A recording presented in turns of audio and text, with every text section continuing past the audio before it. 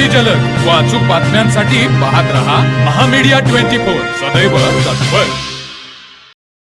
नागाव तालुका हातकणंगले येथील एका महिलेस अज्ञात व्यक्तीने मारहाण करून 30,000 रुपये लंपास केले। बेशुद्ध अवस्थेत असणाऱ्या संबंधित महिलेस नातेवाईकांनी उपचारासाठी दवाखान्यात दाखल केले। तब्बल 4 तासाने त्या शुद्धीवर आल्या आणि घडलेला प्रकार नातेवाईकांना सांगितला। लक्ष्मीबाई परशुराम कदम, वय वर्ष 51, कोळीमाळ नागाव असे त्या महिलेचे नाव आहे।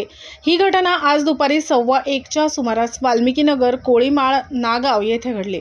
याबाबत मिळालेली माहिती अशी, लक्ष्मीबाई कदम यांचे शिरोली औद्योगिक वसाहतीमधील पहिला फाटा येथे काजल टी स्टॉल या नावाने चहा नाश्त्याचा व्यवसाय आहे। दुपारच्या वेळी पती परशुराम यांना हॉटेलमध्ये ठेवून घरची कामे आवरण्यासाठी घरी येतात।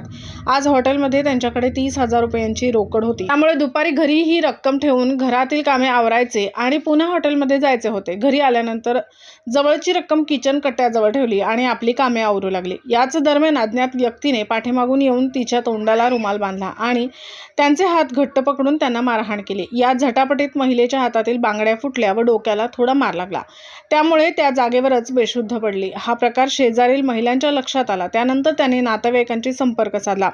नातेवाईक घटनास्थळी पोहोचल्यानंतर हकीकत माहिती नसल्यामुळे त्यांनी चक्कर येऊन पडली असावी असा समज करून तत्काळ उपचारासाठी दवाखान्यात घेऊन गेले। 4 तासांनी ही महिला शुद्धीवर आल्यानंतर घडलेला प्रकार सांगितला। रात्री उशिरा नातेवाईकांनी याबाबत शिरोली MIDC पोलीस ठाण्यात तक्रार दिली। तर मग चला सबस्क्राईब करायला विसरू नका महामीडिया 24 न्यूज चॅनलला। महामीडिया 24 सदैव तत्पर।